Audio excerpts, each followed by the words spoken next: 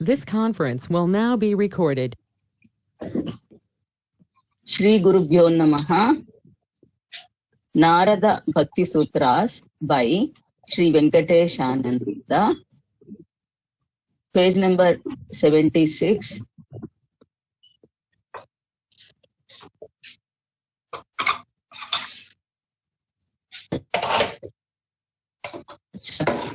Sutra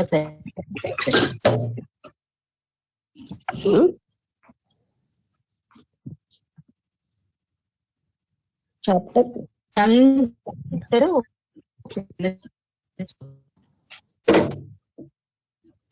మనము ఒక శ్లోకం పెట్టాలి.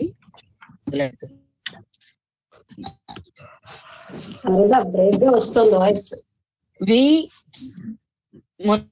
35 తత్ తు విషయ త్యాగాత్ సంఘ త్యాగక్ చ. It is by abandonment of sensual objects and of all attachment. అయిపోయిందా ఇప్పుడు చెప్పాలి?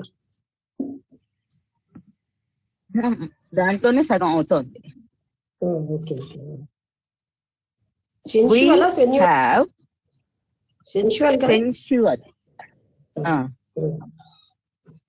sensual.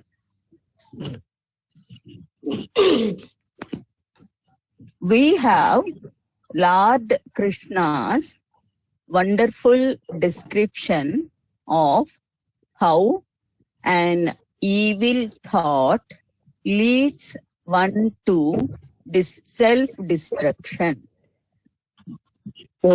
ఇది చెప్పేసాం కదా, ఒక చెడు థాట్ ఏ విధంగా అతన్ని వినాశనానికి దారితీస్తుంది. ధ్యాయతో విషయ పుంస సంగతేషు పజాయతే సంగతాన్ జాయతే కామః కామత్ క్రోధో విజాయతే. ఇంకా రెండు లైన్స్ ఉన్నాయి. చదివి. క్రోధాత్ భవతి సమ్మోహాత్ స్మృతి విభ్రమః స్మృతి భ్రంశాత్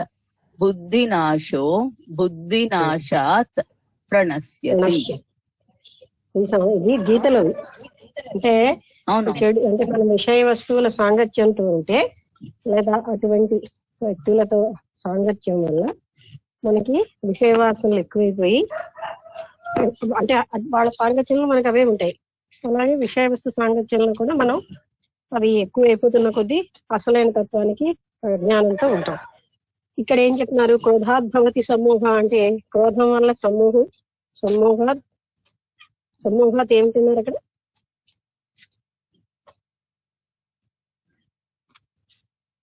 సారదా మోహాత్ స్మృతి విభ్రమః. అది అంటే ఏంటి? జ్ఞాపకం అంతా పోతుంది. తర్వాత స్మృతి భ్రంశాత్ బుద్ధినాశో. ఎప్పుడైతే స్మృతి భ్రంశం వచ్చేస్తుందో బుద్ధి నాశనం అయిపోయి బుద్ధినాశో ప్రణశ్యతి అంటే నాశనం అయిపోతారు అన్నమాట. అంటే ఫైనల్ గా ఈ క్రోధం వల్ల నాశనమే జరుగుతుంది అనేది మనకి చెప్పారు. అలాగే విషయ వస్తువు చింతన, విషయ వస్తువులతో సాంగత్యం ఉన్న వ్యక్తులు వీళ్ళందరి వల్ల కూడా మనకి నాశనమే జరుగుతుంది. అంటే ముందుకు వెళ్ళలేదు. The moment man thinks of an object of enjoyment, subtle, but all the same highly powerful, the link is born. The link is Sangha. అంటే దీన్నే సంఘం అంటాం. ఒకసారి విషయ వస్తువుల కోసం ఒక ఆలోచన రాగానే సంఘం ఉద్భవిస్తుంది. అంటే వాటితోటి ఆ విషయ వస్తువులు అనుభవించాలని, పొందాలని ఇలాంటి సంఘం జనిస్తూ ఉంటుంది. The mind flows through this to the object. ఇప్పుడు మనస్సు దాని ద్వారా అంటే ఎప్పుడైతే వాటి యొక్క ఆలోచన వచ్చిందో అప్పుడు ఆ సంఘం వచ్చేయడం వల్ల మనస్సు కూడా అటువైపే వెళ్తూ ఉంటుంది. The desire arises in the mind to possess the object or to enjoy it. అప్పుడు అందులో ఒక కోరిక మొదలవుతుంది. ఆ వస్తువుని పొందాలి, ఆ వస్తువుని అనుభవించాలి అనే కోరిక మొదలవుతుంది. అంటే కేవలం థాట్ అటువైపు ఆలోచించడంతో ఏం జరుగుతుంది అని ఎనాలిటికల్ గా విశ్లేషణాత్మకంగా చూపించేది శ్లోకం. If the desire is fulfilled, there is immediate destruction of intelligence with all that it means. ఆ కోరిక నెరవేరింది అంటే అప్పుడు ఆ బుద్ధి అన్నది పూర్తిగా నాశనం అయిపోతూ ఉంటుంది. అంటే విషయ వస్తువులను ఏదైతే కోరిక భవించిందో అది నెరవేరడం వల్లే మనకి ఎక్కువ నష్టం కూడా.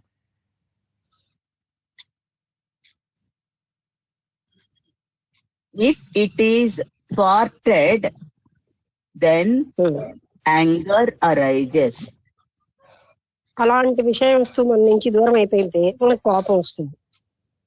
ఎందుకంటే దాని మీద ఒక సంఘం వచ్చేసింది.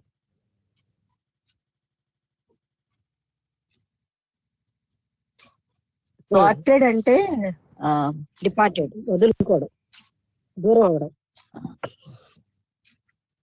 పార్ట్ విత్ అంటే అదే కదా, వదులుకోవడం అన్నమాట. ఒకవేళ ఏ కారణం వల్ల దూరం అయినా.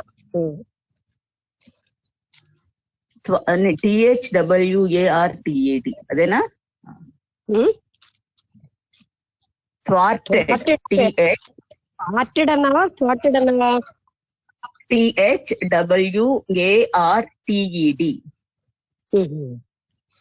థ్వార్టెడ్. అలాంటి మీనింగ్ దానికి కూడా. Man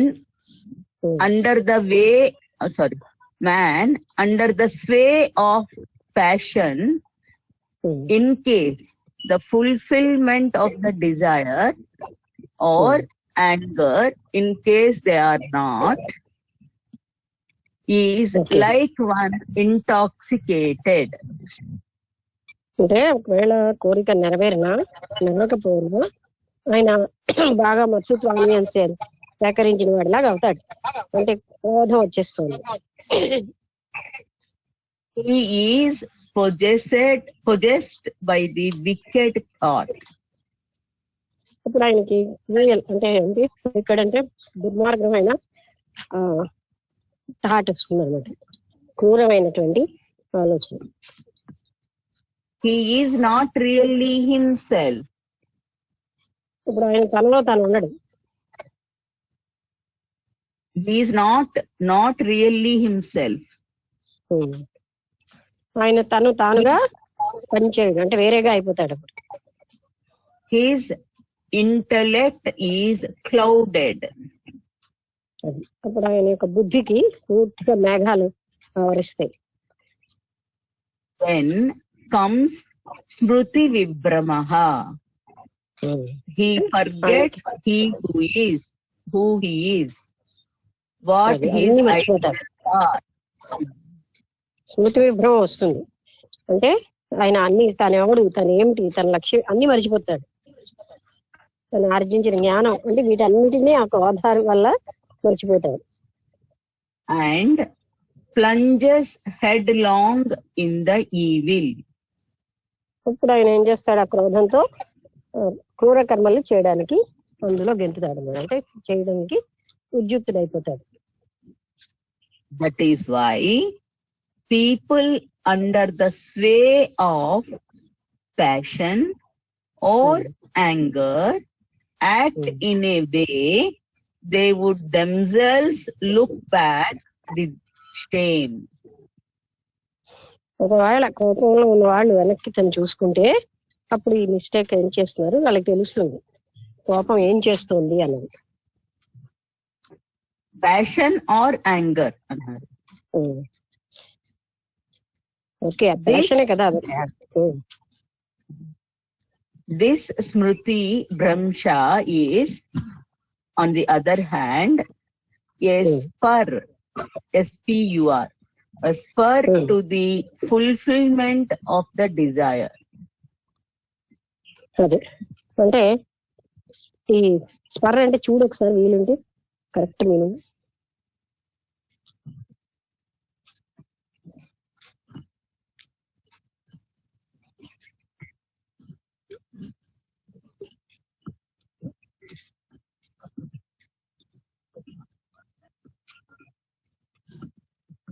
A device with a small spiked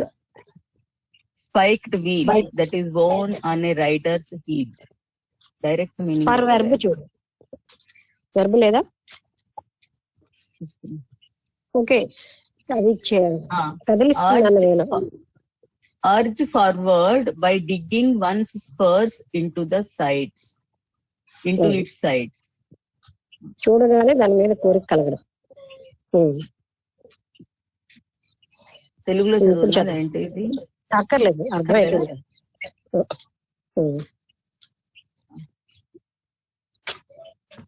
అక్కడ చదువు వాక్యం.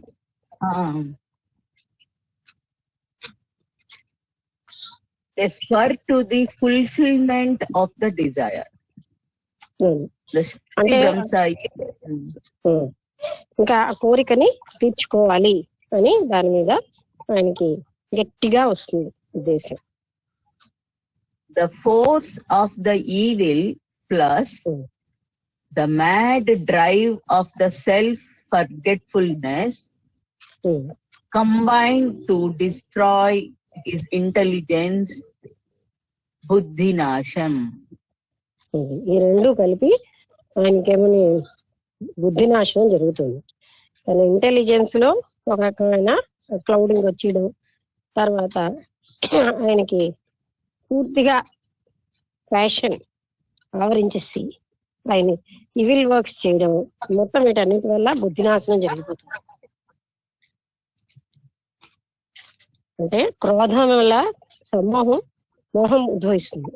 అంటే desire for the worldly objects, అది అలాగే స్మృతి భ్రంశం, తనకు ఉన్నటువంటి జ్ఞాపకం అన్ని కూడా, అంటే తను ఎవరు, తను ఏమిటి, తన లక్ష్యం ఏమిటి, అలాంటి స్మృతి భ్రంశం వస్తుంది. ఆ స్మృతి భ్రంశం వల్ల బుద్ధి నాశనం అయిపోతుంది. బుద్ధి నాశనం అయిపోయిన వాడు ప్రణశ్యతి అంటే నశించిపోతాడు. The force of the evil plus చదివేస్తాను కదా బుద్ధి. From this he perishes, he falls into abyss of sin or evil. ఆ విధంగా ఆయన ఎన్నో రకాలైన పాపాలు చేసి ఆయన నశిస్తూ ఉంటాడు. Thought is a ripple. Thought is a ripple. The moment it arises in the mind, then and there is the time to control it. అంటే ఇది ఒక రిపుల్ అంటే ఒక చిన్న లాగా కెరటాలు, చిన్న చిన్న కెరటాలు లాంటి అన్నమాట. అది ఎప్పుడైతే ఎరైజ్ అయిందో అప్పుడే దాన్ని మనం, అంటే అది ఉద్భవిస్తున్నప్పుడు దాన్ని కంట్రోల్ చేసేయాలి. అది ఇంకా ఎక్కువగా యాక్షన్ లోకి వచ్చి మనం బాధ పెట్టే వరకు దాన్ని పోషించకూడదు. అవేర్నెస్ ఉంటే ఇది సంభవం. థాట్ ఎప్పుడు అరైజ్ అవుతుందో తెలుస్తుంది. Even when the sangha or the link has been established, it will be difficult to break it. ఒక్కసారి మాత్రం సంఘం అంటే ఆలోచన మొదలవడంతో ఒకటి, తర్వాత ఆలోచనతో ఆ సంఘం మొదలవుతుంది. అంటే ఆ ప్రత్యేక వస్తువు తనకు కావాలని దాని మీద ఇష్టము, అప్పుడు కానీ దాన్ని తీయడం చాలా కష్టం, బ్రేక్ చేయడం. సంఘం మొదలకుండే ఆలోచన వస్తున్నప్పుడే దాన్ని ఉంచేయడం సులువు. For the natural tendency of the mind and the senses is to flow outwards, and this force of nature would be difficult to stem. Difficult Stem. S-T-E-M. S-T-E-M. Okay. అంటే ఇది బాహ్యంగా ఇంద్రియాలు కోసం బాహ్యంగా వెళ్ళడం అనేది ఒక న్యాచురల్ టెండెన్సీ. బాహ్య వస్తు సుఖాలకి బాహ్యంగానే మనం అంతరంగం ప్రవహిస్తూ ఉంటుంది. అందుకని అది స్టెమ్ అంటే టు కట్, అది చాలా కష్టమైన విషయం అనమాట. సంఘం ఏర్పడితే మాత్రం దాన్ని బ్రేక్ చేయడం చాలా కష్టం.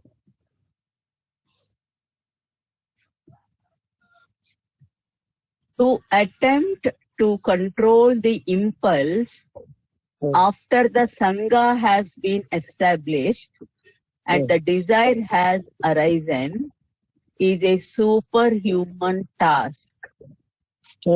It requires God's grace. వాటితో సంఘం వచ్చి దాన్ని కట్ చేయాలి అంటే అప్పుడు ఆల్రెడీ డిజైర్ కూడా ఉంటుంది కనుక సూపర్ హ్యూమన్ టాస్క్ అంటున్నాడు. అంటే మానవుడికి అప్పుడు చాలా కష్టమైపోతుంది. ఎందుకంటే వస్తువు చూసిన వెంటనే అనురక్తి మొదలైపోయింది, దాంతో సంఘం వచ్చేసింది, దాంతో కోరిక వచ్చేసింది అది పొందాలని. అలాంటి టైంలో దాన్ని కట్ చేయడం చాలా కష్టం. అది కేవలంగా భగవత్ కృపతోటే జరుగుతుందని చెప్తున్నారు. Narada might mean this Sangha also. నారదుడు జీవితాల సంఘం అని ఆ సూత్రంలో చెప్పింది, ఇది కూడా అయ్యి ఉండొచ్చు. We would guard ourselves against thinking of the objects and thus establishing a contact with them. మనమేమో వాటి కోసం ఆలోచన వదిలేసి వాటితో ఏంటంటే సంఘాన్ని వదిలేయగలం, అక్కడే మనం ఆ పని చేయగలం. అంటే బాహ్య వస్తువు విషయ వస్తువుల కోసం ఆలోచించకపోతేనే అవి వాటితో సంఘము ఏర్పడదు. The moment the thought arises, that is the moment to quell it. క్వెల్ అంటే QUELL. QUELL. అది ఎప్పుడైతే ఆలోచన అనేది మొదలైందో అప్పుడే దాన్ని అంతం చేసేయాలి. We would supplant it with good, positive, divine thought. Supplant. SUPPLANT. అంటే దాన్ని మనం ఒక చెడు ఆలోచనని మంచి ఆలోచనతోటి సప్లెంట్ అంటే దాన్ని నింపాలి. అంటే దాని బదులుగా దీన్ని అక్కడ పెట్టాలి. చెడు ఆలోచన బదులు మంచి ఆలోచన. Next paragraph. Mental action dash thought dash is real action. మానసికంగా ఉన్నట్టు చర్యే నిజమైనటువంటి యాక్షన్. మెంటల్ యాక్షన్ అంటే థాట్, ఆలోచన. This is recognized even in law. Law LAW అంటే లాలో కూడా దీన్ని గమనించారు. మానసికంగా చేసిన చర్యకే చాలా ప్రాముఖ్యత ఉంది. Death of another may be caused by 1. Accident, example in a car accident. 2. On a sudden extreme provocation. 3. As a result of pre-planned action. అంటే ఎవరైనా చనిపోవడం అన్నది ఒకటి యాక్సిడెంట్ వల్ల, ప్రొవొకేషన్ అంటే వీళ్ళని దాని మీద రెచ్చగొట్టడం. మూడోది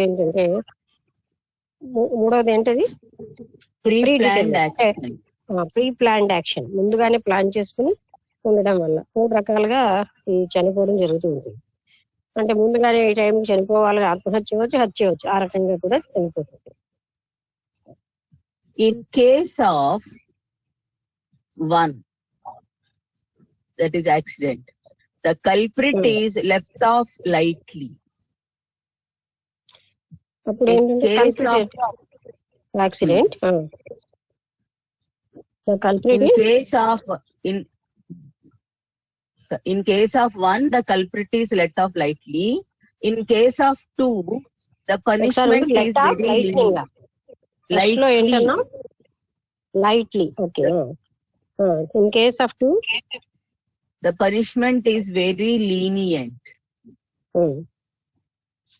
But in the third case, where the crime has taken good shape in the mind, the punishment is severe.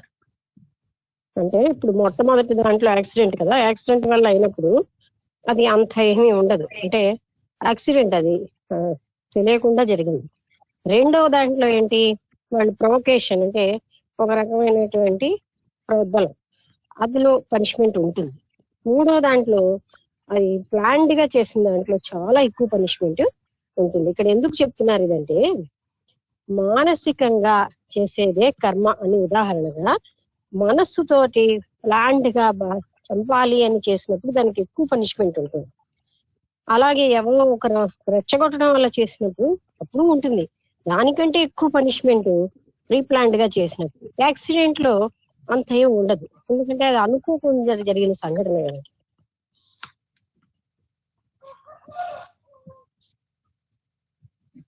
Our smritis to follow this rule.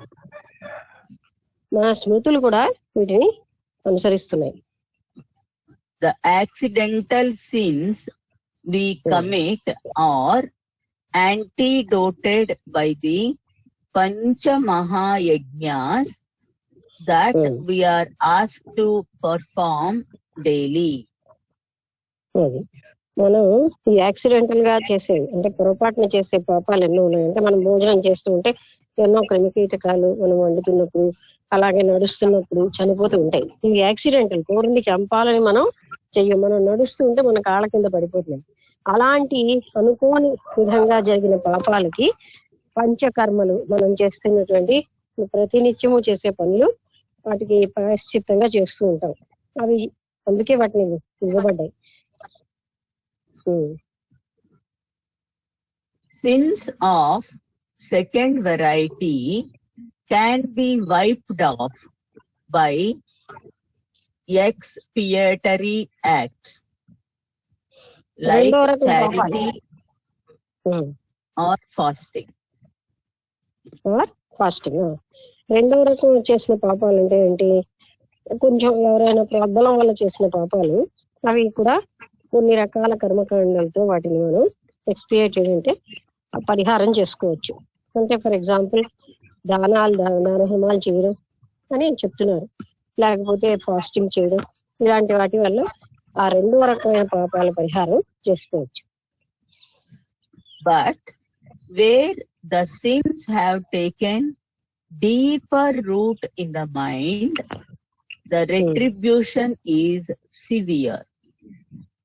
కానీ ఎప్పుడైతే బాగా లోతుగా ఆలోచించి చేసినటువంటి పాపానికి మాత్రం అప్పుడు వాళ్ళకి పనిష్మెంట్, వాళ్ళకి ఫలితం చాలా తీవ్రంగా ఉంటుంది. అంటే ప్రత్యేకంగా బుర్రలో వాళ్ళకి హింసాత్మక ప్రవృత్తితో చేస్తున్నారు కదా, అలాంటిది దాని యొక్క ఫలితం మాత్రం చాలా తీవ్రంగా ఉంటుంది. Why? Because the Shastras lay greater emphasis on the Papa Vasana, residual sinful tendency in the mind, than on the sin itself. అంటే మనస్సులో పాపం చెయ్యాలి అని లోపల ఉన్న వాసనల వల్ల, పాప వాసనల వల్ల చేస్తున్నది అదే పాపం కంటే చాలా గొప్పది. అంటే ఈ పాప వాసనలు ఏం చేస్తాయి, ప్లాన్డ్ గా సిన్ చేసేటట్టు, పాపం చేసేటట్టు చేస్తాయి. ఆ పాపం కంటే పాప వాసనలకే ఫలితం ఎక్కువ అంటున్నారు. అంటే ఇక్కడ ఏంటి, మానసికంగా చేసే కర్మకి ఎక్కువ ఫలితము అని చూపెట్టడానికి స్మృతుల్లో కూడా అలా చెప్పారు అని చెప్తున్నారు. Even the Prayashchittas, expiatory rites, in case of accidental or impulsive actions, are meant only to guard us again repetition of the act. అది అసలు అందరూ గ్రహించాల్సింది. ప్రాయశ్చిత్తం ఏమిటి చేస్తుందంటే తిరిగి అలాంటి పనులు చెయ్యకుండా మనల్ని తయారు చేస్తుంది ఆ ప్రాయశ్చిత్తం వల్ల. కానీ కర్మ ఫలితం పూర్తిగా పోదనమాట. Which over leniency might result in. అందువల్ల మనస్సు దాని ఫలితంగా మళ్ళీ అవి అలాంటి చేయకుండా ఉంటుంది ఓవర్ లీనియంట్ గా. In the case of premeditated sinful actions, the papa vasana is in the case of premeditated sinful మళ్ళీ అదంతా అక్కర్లేదు సార్. పాప వాజ్ sinful actions. పాప వాజ్ తర్వాత ఏంటి? The papa vasana is greatly strengthened. అది అక్కడ కావాలి. ఎందుకంటే ఇలా కోరుండి ఆలోచించి ముందుగానే ప్లాన్ చేసినటువంటి వాటిలో అక్కడ పాపవాసన చాలా బలపడిపోయింది మనసులో. అందుకే దానికి ఎక్కువగా తీవ్రంగా ఉంటుంది దాని ఫలితం. And if rigorous steps are not taken to arrest this degeneracy, soon there may not be a hope of redemption left. ఒకవేళ వెంటనే అటువంటి పాపవాసనని మనం రీజనరేట్ అయ్యేటట్టు చేయకపోతే, అంటే నశించేటట్టు చేయకపోతే దాంతో మనకి ఎంతో ప్రమాదం వస్తుంది. సూన్ ఏమిటన్నా అక్కడ soon there may not be a hope of redemption left. దాని నుంచి నివారణకు ఉండదు. అది ఏంటంటే ఆ వాసన వచ్చినప్పుడే దాన్ని తుంచేయాలి, లేకపోతే అందులోంచి నివారణ కష్టం.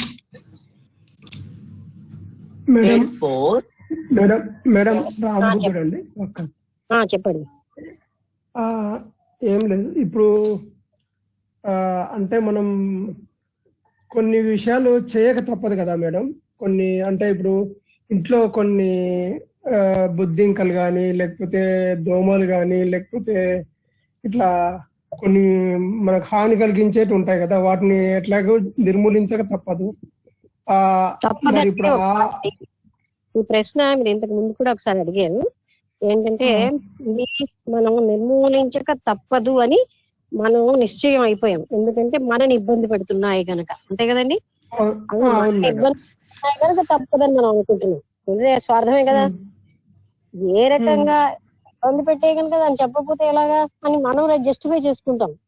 డివైన్ లాలో చంపిన ఫలితం మనకు ఉంటుంది.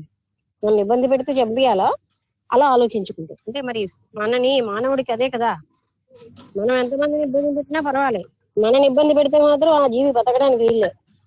Is it not a selfish thought? కానీ అంటే మరి అందరూ చేస్తారు కదండి, అది కాదు మనం ఆలోచించే విధానం. మీరు అడిగిన ప్రశ్నలో దాని ఫలితం దానికి ఉంటుంది. అందుకే బుద్ధుడు ఈగలు, దోమలు అలాంటి విషయంలో కూడా ఆ చంపడం విషయంలో అదే చెప్తాడు. అది కూడా మనం కిల్లింగ్ జీవా, then we get that result. అంటే మనం కారణాన్ని సమర్థించుకుంటున్నాం. మనం ఇబ్బంది పెడితే వాటిని చంపొద్దండి అని అందరూ అంటారు. అందరూ అంటున్నారు కనుక అది రైట్ అయిపోతుంది. మనం చేసిన చంపడం దాని ఎఫెక్ట్ మనకు ఉంటూనే ఉంటుంది. మనం ఇష్టపడినా లేకపోయినా దాని ఫలితం మనకు వస్తూనే ఉంటుంది.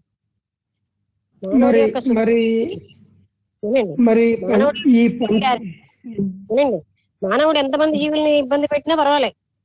మానవుడి యొక్క ఈగోయిస్టిక్ సుపీరియారిటీ ఏంటంటే మానవుడిని ఇబ్బంది పెడితే ఆ జీవులు ఉండడానికి వీళ్ళే. ఎకలాజికల్ బ్యాలెన్స్ డిస్టర్బ్ అయినా పర్వాలేదు, ఆ జీవులు ఉండడానికి వీళ్ళు. అది మీరు జాగ్రత్తగా సమత్వభావంతో ఆలోచిస్తే ఎంత సెల్ఫిష్నెస్ ఉంది చూడండి. డామినేషన్ అంటే కరెక్టే మేడం. అంటే ఇప్పుడు అది చెయ్యక తప్పని పరిస్థితి వచ్చింది. ఇంకొకటి ఏంటంటే ఈ పంచయజ్ఞాలతోటి అది ఏమన్నా సాల్వ్ కావడానికి అవకాశం ఉందా? అందుకే అవి అంటున్నారు కొన్నింటిని ఏంటంటే సహించక తప్పదు, కొన్నిటిని ఇప్పుడు మన సైన్స్ మరీ అలా చెప్తోంది ఏంటంటే వాటిని చంపి చంపి చంపి అని. పాము కనిపిస్తే చంపియాలి, ఆ పాము కరిచినా లేకపోయినా చంపిడమే.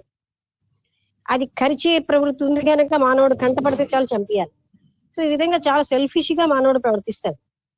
దాని ఫలితం ఉంటుంది. అన్ని కొన్ని కర్మలు అంటే మనం ఇలాగ సూక్ష్మ క్రిములని తెలియక చేస్తున్నవి, తర్వాత మన వంటలో ఏదైనా చిన్న క్రిమి పడరా అటువంటి మనం చూడకుండా చేసిన వాటికి అది వేరే యాక్సిడెంటల్ థింగ్స్. అవి దానికి ఇలాంటి వాటితోటి అవుతుంది అన్నారు. తెలిసి చేస్తున్నాం కదండి, అంటే మనం మనకి ఇబ్బంది పెడుతున్నాయని. అవి ఇబ్బంది పెడతాయి కదా, మరి తప్పదు కదా అని ఎందుకు మనం ఇబ్బంది పెడితే చంపకూడదు రైటే కదా అని మనం సమర్థించుకుంటున్నాం, కానీ డివైన్ లా సమర్థించదు. ఇప్పుడు పామే ఉంది, దాన్ని అంటే అది పాము గాని తేలు గాని అది కూడా సేమ్ థింకేనా మేడం? అంతే కదా, అవి ఇకలాజికల్ బ్యాలెన్స్ అవన్నీ అవసరమే. అసలు ఇంకోటి ఏంటంటే జంతువులకి మానవులకి తేడా ఏంటంటే జంతువులు వాటిని డిస్టర్బ్ చేస్తేనే అవి చంపుతాయి, మనని కరుస్తాయి. మనుషులు మనని డిస్టర్బ్ చేయకపోయినా మన జోలికి వస్తారు. జంతువులు ఆ ధర్మాన్ని పాటిస్తాయి. వాటిని ఎవరేం చేయకపోతే వచ్చి ప్రత్యేకంగా కరవడం, ఎందుకంటే వాటికి ఆ టెండెన్సీ ఉండదు. వాళ్ళని హాని చేసేద్దాం, వీళ్ళని బాధ పెట్టి చంపేద్దాం అనే టెండెన్సీ వాటికి లేవు. అవి కేవలంగా ఆత్మ సంరక్షణార్థం చేస్తాయి. మనం అలా కాదు. అందుకే నిజం చెప్పాలంటే బాగా క్రూయల్ అండ్ వికెట్ జంతువు మానవుడి. మనకి ఇబ్బంది వాళ్ళు పెట్టకపోయినా చూసినంత మాత్రంలో ఎప్పుడో ఎవరినో ఇబ్బంది పెట్టారు కనుక చంపేస్తాం. అలాంటి పనులు చేసేది మానవుడి. ఇంకొకటి అందుకే కదా లాజికల్ బ్యాలెన్స్ బాగా డిస్టర్బ్ అయిపోతుంది. పాములు ఎన్నో ఉపకారం చేస్తున్నాయి, అంటే పొలాల్లో ఏమో ఎలకల్ని తినేయడం, అంటే ఎలకల వల్ల ఎంతో నాశనం అయిపోతుంది. వాటి ఆహారం కనుక వాటికి ఏమి ఉండదు. అలాగా మనమేమో ఆ జీవుల పట్ల గౌరవం ఉండాలి మనకి, అంటే లైఫ్ పట్ల. That is love. ఇంకొకటి మేడం, ఇప్పుడు రామకృష్ణ పరమహంస ఏం చెప్పారంటే ఇప్పుడు ప్రకృతిలో చాలా ఇది ఉంటాయి, దుష్ట చర్యలు చేసేటివి కూడా ఉంటాయి.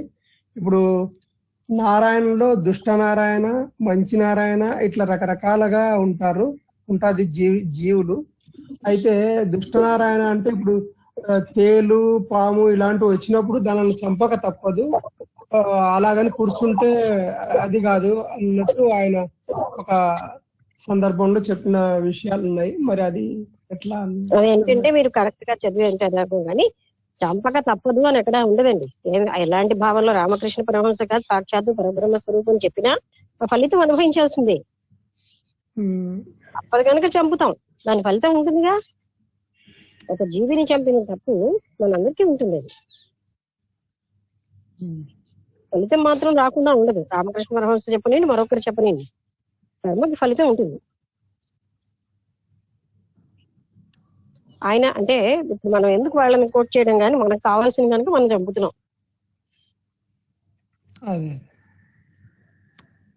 దాన్ని అడ్డు పెట్టుకుంటాం.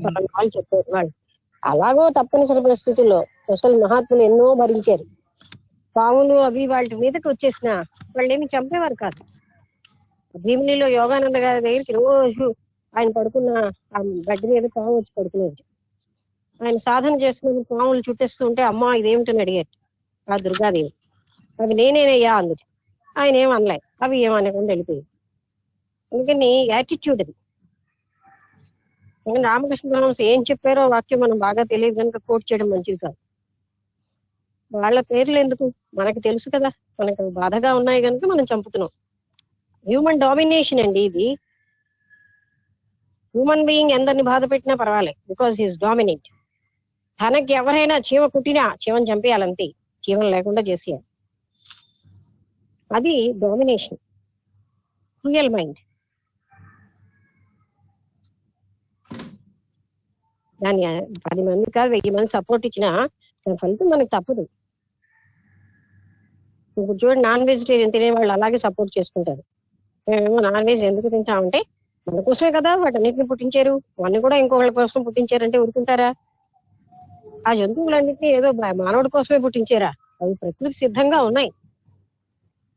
అంటే ఈ సృష్టి అంతా నా కోసమే ఉందనుకుంటాడు ఈ స్వార్థపరుడైన మానవుడు. అలాంటి అక్కడ ఉంది అర్థం అలా ఆలోచింప చేస్తుంది. ఆ జంతువులన్నింటినీ చంపేసి నేను ఆనందిస్తూ ఉంటే, ఆహారంగా తీసుకుంటే, అందుకే నా కోసం పుట్టించాడు. మరి తను పరోపకారార్థం ఇదం శరీరం అన్నారు.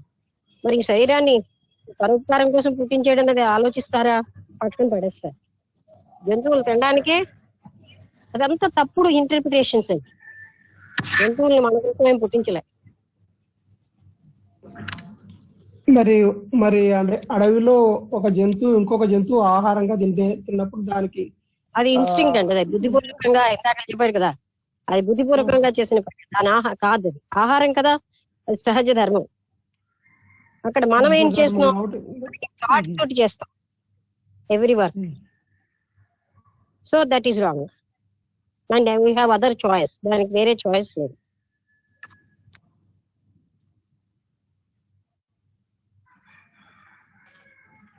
Okay madam, thank you madam.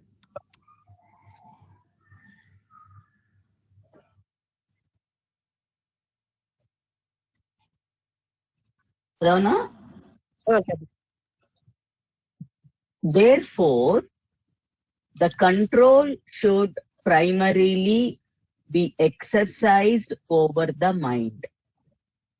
అందుకని మనస్సు మీద అసలు ప్రాథమికంగా మనం చేయాల్సిన పని ఏంటి?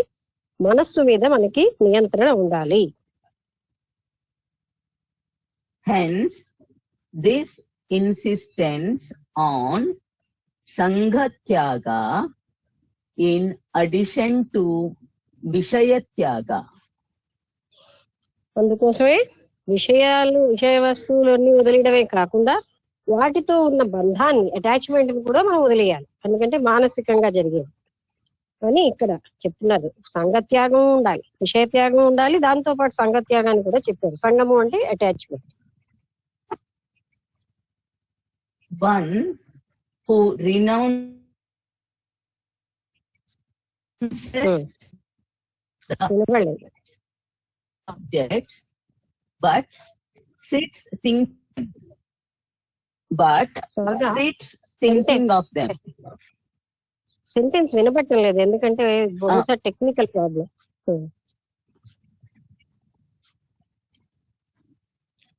One who renounces the objects but thinks of them is condemned by the Lord Krishna as a hypocrite. అంటే ఒక వ్యక్తి బయటికి అన్ని వదిలేస్తాడు. ఇంతవరకు డ్రింకింగ్ వదిలేసాడు, సరే ఇప్పుడు స్మోకింగ్ వదిలేసాడు, కానీ ఎప్పుడు డ్రింక్ చేస్తానా, ఎప్పుడు స్మోక్ చేస్తానా, ఇవాళ ఫాస్టింగ్ ఉపవాసం, ఎప్పుడు అన్నం తింటానా. ఇది హిపోక్రసీ అంటున్నారు. అంటే ఒక రకమైన మోసమే. అంటే మానసికంగా దాని మీదే ఉంది వాళ్ళు, అది హిపోక్రసీ అయిపోతుంది. అందుకని కృష్ణుడు దాన్ని కండెమ్, అంటే దాన్ని అంటే కాదా అంటే విరోధించాడు, నేను ఒప్పుకోలేదు. Chapter 3, Sutra 36. హలో నేను చెప్పిదా, నేను రీడ్ చేసిదా? Okay.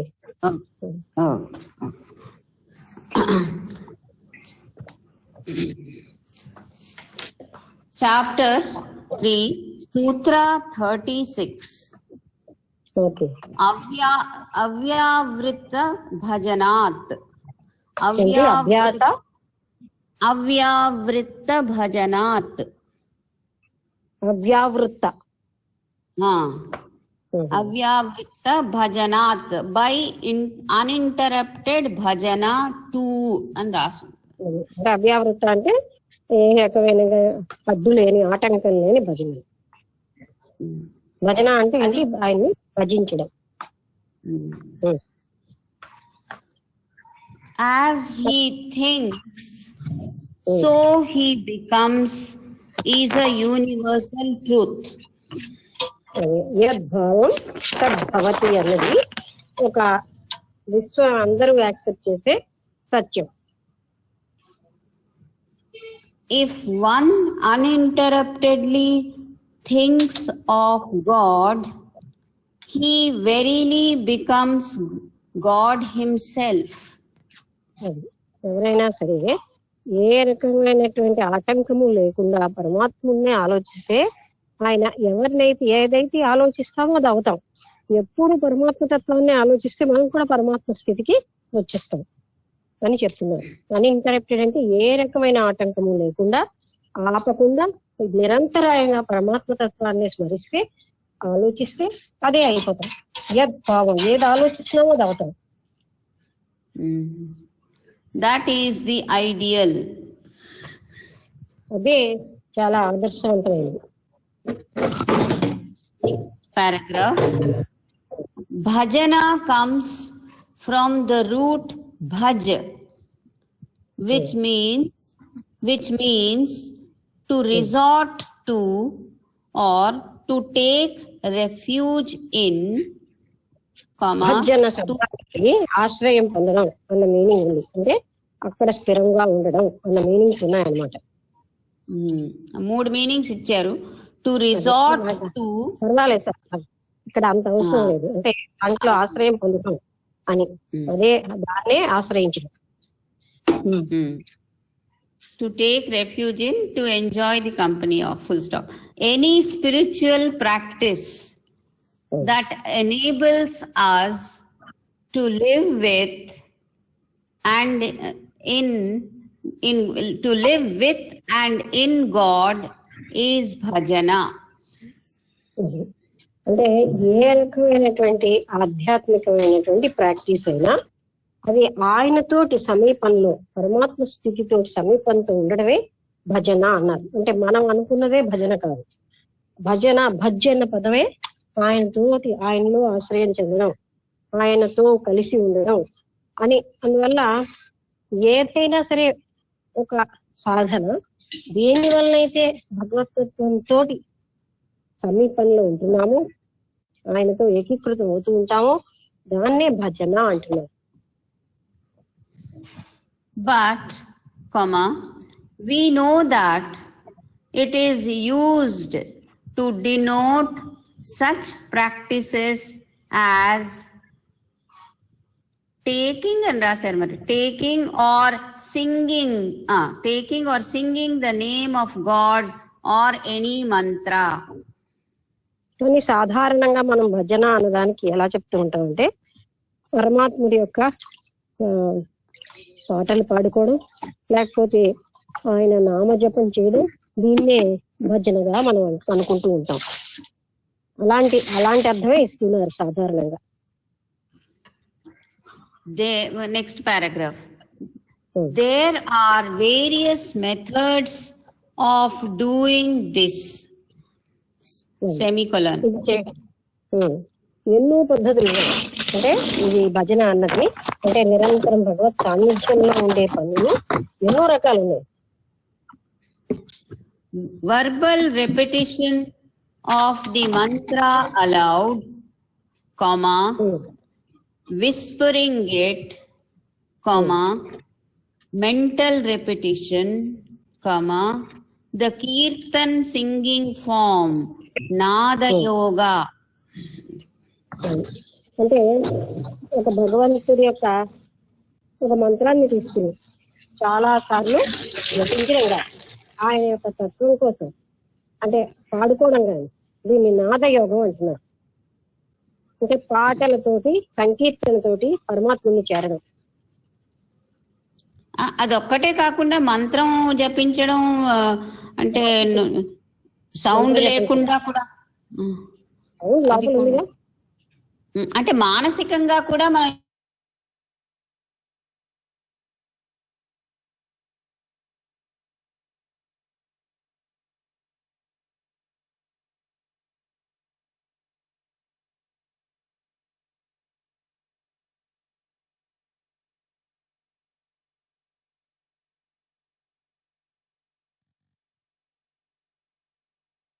the mind is more easily controlled in the following order. అంటే ఈ మనస్సుని ఈ కింద ఇచ్చిన క్రమంతో దాన్ని సులువుగా మనం నియంత్రించవచ్చు. In music, comma, mind is easily lulled into a controllable state. అంటే సంగీతంలోని మనస్సుని మనకు కావలసిన విధంగా దాన్ని జోకొట్టినట్టుగా దాన్ని కంట్రోల్ చేసుకోవచ్చు, నియంత్రించవచ్చు. Kirtan singing comes next. తర్వాతది కీర్తనలు పాడడం. There is a certain rhythm and music too in this. కీర్తనలు పాడేటప్పుడు ఒక క్రమత ఉంటుంది కదా, ఒక రిధిము అంటే ఏమంటారు, లయ అన్నీ ఉంటాయి. అందువల్ల అది ఎంజాయ్ చేస్తూ ఉంటాం మనం. Then comes verbal repetition. వైఖరియా దాన్ని వెర్బల్ గా ఉచ్చరించడం, దాన్ని వైఖరి అంటారు. మధ్యమా వైఖరి అలా అయితే. అంటే మనం ఏదో సాయి ఓం ఓం ఓం ఇవే చెప్తున్నప్పుడు వాటిని వైఖరేనే అంటాం. ఏదైనా నామ జప, ఏదైనా మంత్ర జపం వైఖరి. నెక్స్ట్ ఉపాంసు, విస్పరింగ్ కమ్స్ నెక్స్ట్. సరే, అంటే నెమ్మదిగా చెప్పుకోవడం. ఉపాంసు. మానసిక్ జప, mental japa is the most difficult from the point of view of getting the mind one pointed. మానసికంగా అసలు పెదవులు కుదర కదల్చకుండా చేసేటటువంటి జప అది చాలా కష్టమైంది. దాన్ని ఏకాగ్రత సంపాదించడంలో అది చాలా కష్టమైన సాధన. అంటే కేవలంగా ఇంటర్నల్ గానే చేయడం, కానీ అలవాటు అయితే దానంత సులువు మరొకటి.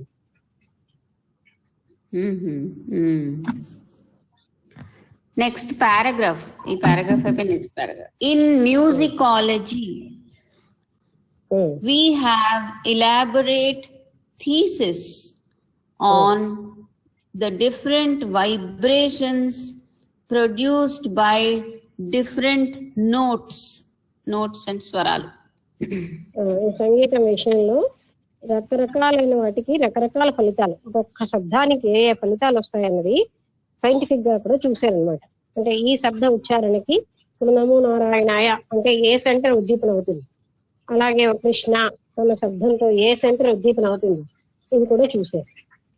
ఇది రీసెర్చ్ లాగా చేశారు. అంటే ఏ శబ్ద ఉచ్చారణ వల్ల, అంటే అలాగే పద్మనాభాయ అంటే ఏదైనా ఒక ఉదాహరణ, అలాంటప్పుడు ఏ ఏ సెంటర్లు, అది అలాంటి ఒక లెక్చర్ కూడా నేను విన్నాను. ఒక ఆయన, నేను మన మేడం కదా వెళ్ళాం, అనకాపల్లి వచ్చారు, దాన్ని రీసెర్చ్ చేశారు. ఏ శబ్దం ఉచ్చారణ వల్ల ఏ రకమైన సెంటర్లు ఉద్దీపన అవుతాయన్నది చెప్పారు. అంటే అన్ని రీసెర్చ్ లో చూసి, అంటే దాని మీద ప్రయోగం చేశారు.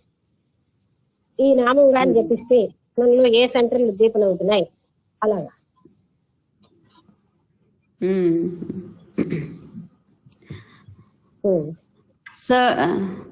Certain combinations of these notes have been known to alter the moods of men. కొన్ని కాంబినేషన్స్ ఈ ఆర్డర్ లో అవి కొన్ని రకాలైనటువంటి బూట్స్ ఆఫ్ మైండ్ అంటే ఉద్దీపనలు అవుతాయి.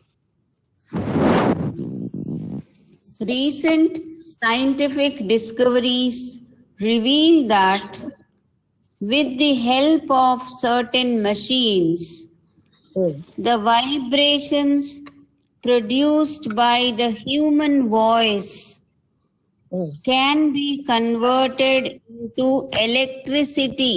ఇది ఎక్కడనే వెళ్ళే. అంటే కొన్ని ఎక్స్పెరిమెంట్స్, సైంటిఫిక్ ఎక్స్పెరిమెంట్స్ ఏం చెప్తున్నాయంటే మానవుడి యొక్క కొన్ని రకాలైన శబ్దాలతో విద్యుత్తును కూడా తయారు చేయొచ్చు. అంటే ఆ సౌండ్ కి అంత పవర్ ఉన్నదనగా. Next paragraph. It is therefore understandable that the utterance of certain formulae,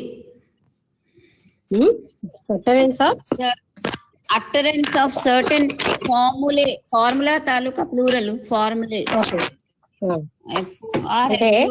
కొన్ని రకాలైనటువంటి మంత్రాలు ఉచ్చరించడం వల్ల mantras give rise to certain vibrations and consequent electric charge or psychic power.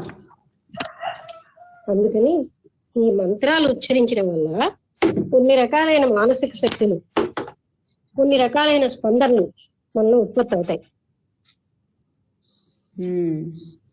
ఈ విషయం సైంటిఫిక్ గా కూడా కనుక్కున్నారు. The ancient seers, that is rishis, found that చాలా rishis ఎలా వచ్చిందంటే చాలా ముందు చూపున్న వాడిని సియర్ అంటారు. సాధారణంగా ఋషులందరూ భవిష్యత్ కాలాన్ని కూడా చూడగలిగేవారు. అందుకే బ్రహ్మంగారు కాలజ్ఞానం రాశారు కదా, సో వాళ్ళని సియర్స్ అంటారు. ఓకే, ఆ పదం అందుకు వచ్చింది. నేను ఇక్కడ ఒక చిన్న ఐడియా నాకు మనసులో వస్తున్నది, అది కొంచెం షేర్ చేసుకునిగా. ఇప్పుడు ఋషులు వాళ్ళకి దివ్య దృష్టి అని, దివ్య శ్రవణం అని, అంటే ఎక్కడ ఏదో నడుస్తున్నదో అవన్నీ ఏంటంటే వాళ్ళ మైండ్ గ్రహించేది కదా, గ్రహణం చేసేది, చెప్పగలిగేవారు. అంటే అదే ఇప్పుడు నువ్వు చెప్తున్నట్టు భవిష్యత్తు గురించి కానీ అలా. ఇప్పుడు మనం ఇదే శక్తిని మెషిన్ల ద్వారా మనం తీసుకుంటున్నామా ఏమిటి? టెలిఫోన్లని, టెలివిజన్లని ఇలాగా. టెలిఫోన్లు భవిష్యత్తుని ఎక్కడ చెప్తున్నాయి? ఇక వినిపిస్తాయి కదా. మనం ఇప్పుడు మాట్లాడుకుంటున్నాం అంటే భవిష్యత్ అని కాదు, నేను అనే మాట ఏంటంటే దివ్య దృష్టిగా, అంటే దూరం నుంచి ఎక్కడి నుంచో ఉన్న దాన్ని మైండ్ గ్రహించే శక్తి కలిగి ఉంది, కానీ మనలాంటి వాళ్ళకి లేదు. మనం మెషిన్ల ద్వారా దాన్ని తీసుకుంటున్నాం. పూర్వం ఋషులు దాన్ని తమ శక్తుల ద్వారా, ఆర్జించిన శక్తుల ద్వారా గ్రహించగలిగేవారు అని. ఇప్పుడు వాళ్ళు కూడా చాలా మంది ఉన్నారు. ఎవరినైతే ప్యూర్ లైఫ్ గడుపుతూ ఉంటారో వాళ్ళకి అవి సామాన్యంగా వచ్చేస్తూ ఉంటాయి, వాళ్ళ ఆత్మజ్ఞానం పొందకపోయినా. ప్యూరిటీ ఆఫ్ ద మైండ్ వల్ల అందరితో మైండ్ కి ఆ శక్తి ఉన్నదన్నమాట, మనమే ఎక్స్ప్లోర్ చెయ్యలేక. ఫిలాసాఫికల్ సొసైటీలో థర్డ్ ఆబ్జెక్ట్ ఏంటంటే to investigate the hidden laws of nature and the latent energies of man. మానవుడికి అంతర్గతంగా అనంతమైన శక్తులు ఉన్నాయి, వాటిని వెలికి తీయడం మనం తీయట్లేదు. మన బ్రెయిన్ సెల్స్ ఇప్పటికి 5% పనిచేస్తుంది, మనం వాడుకుంటాం. మాక్సిమం 10%, అంటే పెద్ద సైంటిస్ట్ ఎవరైనా ఉంటే 10%, 90% బ్రెయిన్ సెల్స్ ఇంకా ఉపయోగపడటం లేదు. వాటిని మనం పనిలోకి తేలేదు. అంటే అంత తక్కువకే మనం ఇంతలా ఉంటున్నాం.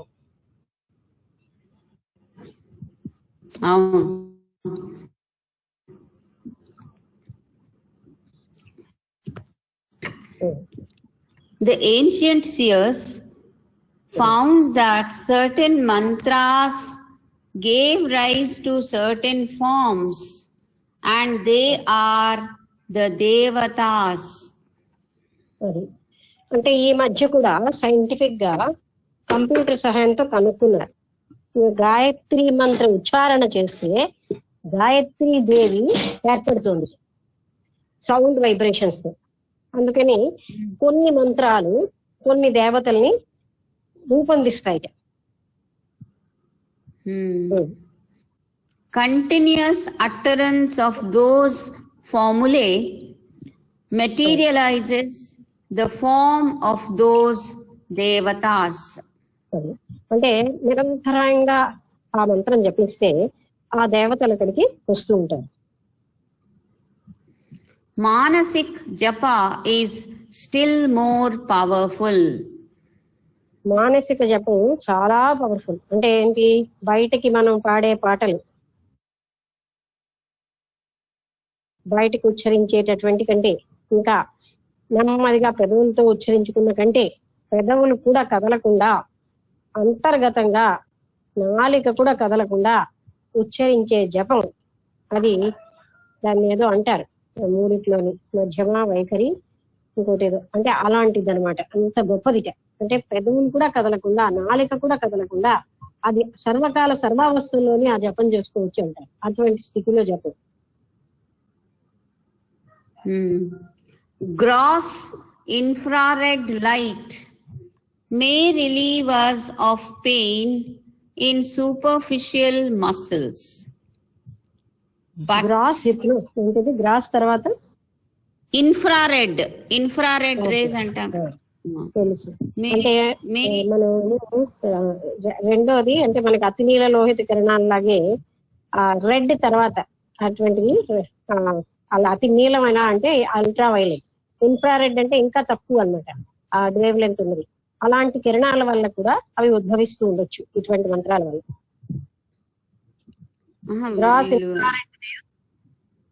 నేను మొత్తం 2 సెంటెన్స్లు ఉన్నాయి, చదివేసిన తర్వాత చెప్పు. ఒక సెంటెన్స్ గ్రాస్ మొట్టమొదటిది gross infrared light may relieve us of pain in superficial muscles but మనము సాధారణంగా సైంటిఫిక్ గా కూడా వీళ్ళు ఏం చేస్తారు, మజిల్ పెయిన్స్ అలాంటివి తగ్గించడానికి ఇన్ఫ్రారెడ్ రేస్ మన వాటి మీద ప్రవహింప చేస్తున్నారు సరే ఆ పార్ట్స్ మీద.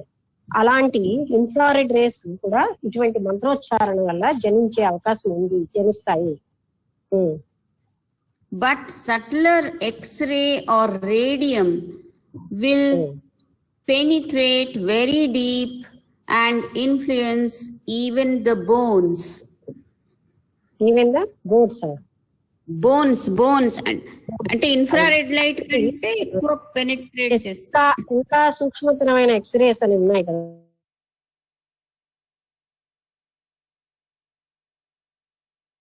ఇన్ఫ్రారెడ్ రేస్ కంటే సటిలర్, అవి మన ఎముకల్లో కూడా వెళ్ళి దాన్ని ప్రభావితం చేస్తాయి. అందుకే ఆ ఎక్స్రేలు తీసేవాడు చెప్తాడు ఎక్కువ ఎక్స్రేలు తీయించుకోకండి, ఎందుకంటే అవి మన శరీరంలో ఉన్న ఎముకల్ని కూడా ప్రభావితం చేస్తాయి.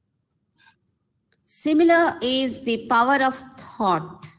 Thoughts are more powerful than words and deeds. అది పదాల కంటే పనుల కంటే అంటే మాటల కంటే పనుల కంటే ఆలోచనలకు ఎక్కువ శక్తి ఉంటుంది. Next paragraph. ఈ పాయింట్ మానసిక ఒకసారి అంటే ఒక మాట అంటే మనం అనుకుంటాం మాటే బాధపడుతుందని, కానీ మనుషులకు తెలియంది దొరకంది ఏంటంటే ఆలోచన.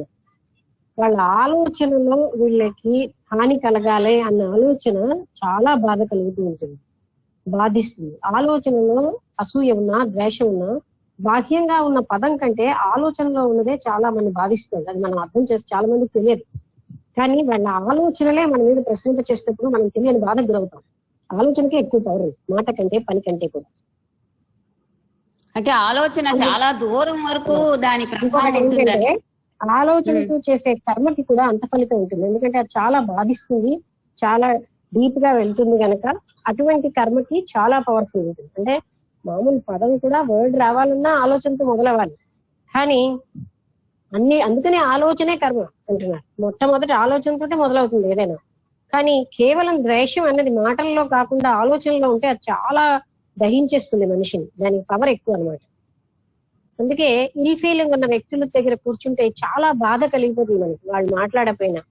ఆ బాధకు కారణం వాళ్ళ ఆలోచనలు మనం బాధిస్తాయి, అది చాలా మందికి తెలియదు. అది ఎవరు దగ్గర కూర్చుంటే చెడు భావనలు మన పైన అసూయ ద్వేషము ఇవన్నీ ఉన్న వాళ్ళ దగ్గర వాళ్ళు ఒక్క మాట అనకపోయినా కూర్చున్నంత మాత్రం చాలా బాధ కలుగుతుంది. కానీ మనిషికి బయట మాట గాని పని గాని వస్తే గాని చాలా మంది పోల్చుకోలేరు, సూక్ష్మతరమైన అవేర్నెస్ ఉండకపోవడం వల్ల అది పోల్చుకోలేదు. కానీ ఆ లెవెల్లోనే అది చాలా బాధ కలుగుతూ ఉంటుంది. మానసిక్ జప enables the devata to materialize more quickly. అది మానసిక జపమేమో దేవత అక్కడికి వెంటనే రావడానికి చాలా ఉపయోగంగా ఉంటుంది. అంటే దేవతని వశం చేసుకోవడానికి మానసిక జపమే గొప్పది. It also builds around us an auric fortress. Auric, aura తో సంబంధం ఉంటుంది. Auric, AURIC, auric fortress, Kota. To protect us from evil influences in the first place, ఇంకోటి ఏంటంటే ఒకసారి జపం చేసే వాళ్ళ చుట్టూరా ఒక రక్షణ వలయం ఏర్పడుతుంది. వాళ్ళు ఎవరైతే ఏదైనా స్మరణ చేస్తున్నారో వాళ్ళకి ఒక రక్షణ వలయం ఏర్పడుతూ ఉంటుంది. వాళ్ళకి అది కనబడేది కాదు, అన్సీన్ గా.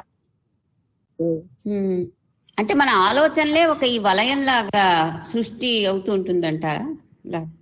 కాదు, ఇక్కడ జపం కోసం చెప్తున్నారు. ఏ దైవాన్ని మనం స్మరిస్తున్నామో అంటే అక్కడ దైవము అనే ఆ పదం కాకపోయినా ఆ శబ్దానికే అంత పవర్ ఉందని ఒక ఆయన రీసెర్చ్ చేసి చెప్పారు.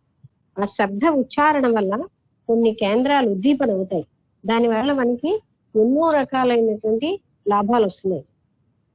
అంటే సైన్స్ అంతవరకు కనుక్కుంది. దానివల్ల ఏంటంటే మనం ఏ జపం చేస్తున్నామో ఆ వ్యక్తికి ఒక రకమైన ప్రొటెక్షన్ వచ్చేస్తుంది. దేని నుంచి ప్రొటెక్షన్? ఈవిల్ టెండెన్సీస్ ఆ వ్యక్తిని ఏమీ బాధించకుండా, ఎవరు తనకి హాని ఏమి చేసినా అది ఫలించకుండా అలాంటి రక్షణ కవచం వచ్చేస్తుంది. So to protect us from evil influences in the first place, and to act as energy transmission centers in the second place. రెండో రకం ఏంటంటే ఆ వ్యక్తి నుంచి ఎంతో శక్తి బయటకి రేడియేట్ అవుతూ ఉంటుంది, వాళ్ళ నుంచి ట్రాన్స్మిట్ అవుతుంది. అంటే వాళ్ళు శక్తిని 4 దిశలకి ప్రసరింప చేయగలరు, శక్తివంతులు అవడం వల్ల. If we have a powerful aura, those who come within its sphere of influence will be elevated, peaceful and happy. మనకే గాని ఒక పవర్ఫుల్ గా ఉన్నటువంటి ఆరా ఉంటే మనకు రక్షణ వలయం అని, అది ఎవరైనా అందులోకి వచ్చిన వాళ్ళు చాలా హాయిగా ఆనందంగా శాంతిగా ఫీల్ అవుతారు. We have instances in the lives of our Gurudev Sivananda and of Saint Ramadas of Kanhangad.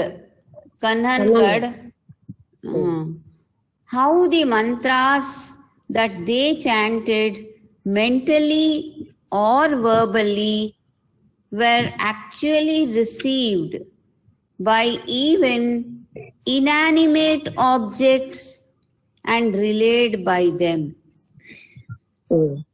అంటే శివానంద గారు కానీ లేకపోతే కన్ననగడ్ రామదాస్ గాని వాళ్ళు మంత్రజపం వల్ల ఎంత ఏ విధంగా ఇనానిమేట్ అంటే ప్రాణం లేని వస్తువులు కూడా వాటికి ఇన్ఫ్లుయెన్స్ అయిపోయాయి. అంటే ఆ వ్యక్తిలో అంత పవర్ఫుల్ కరెంట్ వస్తుంది, ఆ కరెంట్ వల్ల ఆ ప్రభావితం అవుతూ ఉంటాయి. అంటే మంత్రజపం అన్నది ఒక రకంగా మనకి మనస్సు కంట్రోల్కి ఉపయోగపడుతుంది. అందుకని అంతేగాని అది డైరెక్ట్ ఆత్మ సాక్షాత్కారం కాదు. మంత్రజపం ప్రాపంచికమైన ఎన్నో లాభాలు ఉన్నాయి.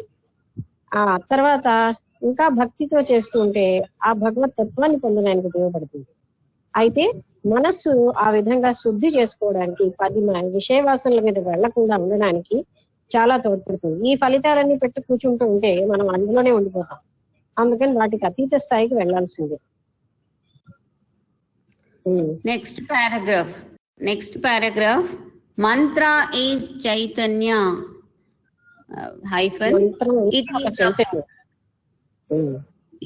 It is a power, a consciousness. ఇది ఒక రకమైన శక్తి, ఒక ప్రజ్ఞాస్థితి. It is not the vain imagination of an ignorant person. ఒక అజ్ఞాని యొక్క వృధాగా ఆయన ఊహించిన విషయం కాదు ఇది. ఇది సాలిడ్ గా సత్యం. ఒక మంత్ర జపం వల్ల ఇలాంటి ఫలితాలన్నీ వస్తాయి. తర్వాత మంత్ర జపంతో భక్తితో మంత్ర జపం చేస్తే ఏ దేవతని జపం చేస్తున్నామో ఆ దేవత ప్రత్యక్షం అవుతుంది. అంటే వీళ్ళ మనసుల్లో ఏ దేవతని వాళ్ళు పూజిస్తారో ఏ రూపంతో ఆ రూపంలో ఉన్న దేవత వాళ్ళకి అనుగ్రహం రావడమే కాకుండా వాళ్ళకి ప్రత్యక్షమైన సందర్భాలు ఉన్నాయి. నాయన గారు అంటే మన కావ్యకంఠ గణపతి ముని గారు అలా ఎందరు దేవతలను ప్రత్యక్షం చేసుకున్నారు. రేణుకాదేవిని, ఉమాదేవి, ఇంకా ఎందరో దేవతలను ఆయన ప్రత్యక్షం చేసుకున్నారు మంత్రజపంతో. అలాగే అందరూ ఉన్నారు అలా. అంటే అది ప్రత్యక్షం భక్తితో శ్రద్ధతో చేయడం వల్ల, ఆ భక్తి అంటే పరమాత్మ మీద అనంతమైనటువంటి ప్రేమతో చేస్తేనే అది తప్పకుండా ఫలించిన విషయం ఉంటాయి. when a devotee does japa, Hmm. meditating upon the Lord, Hmm. and feels that his divine form glows in his heart, Hmm. it is more real to him than the objects of the world.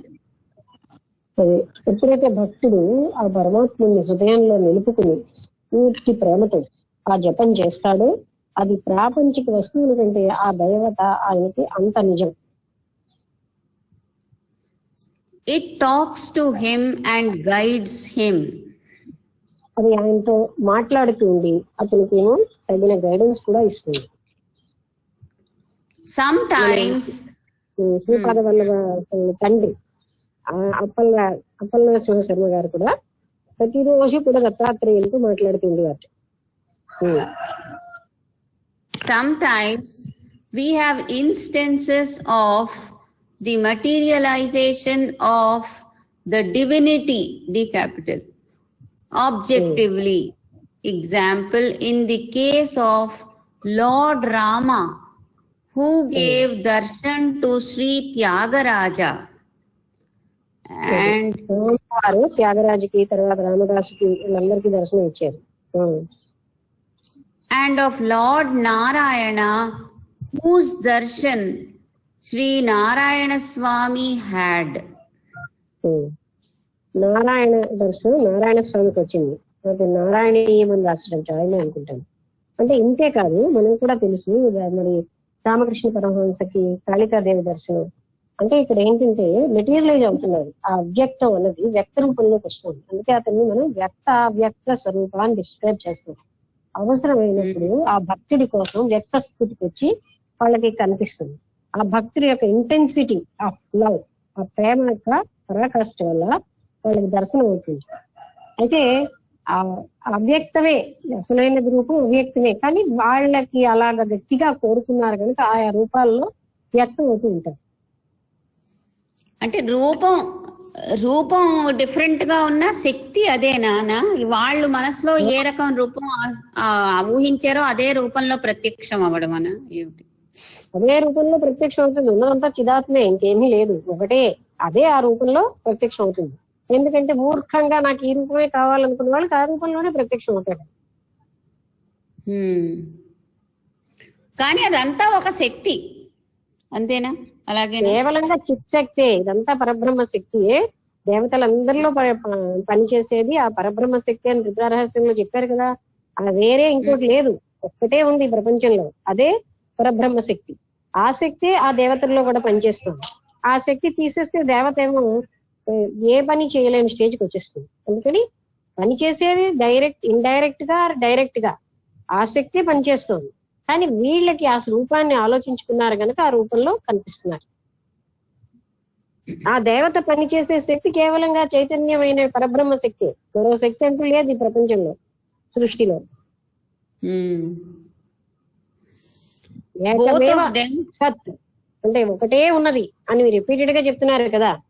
సత్ విప్రాహ బహుదా వదంతి, ఉన్న ఒకే సత్శక్తిని పండితులు రకరకాలుగా చెప్తున్నారు, కానీ ఒకటే ఉన్నది.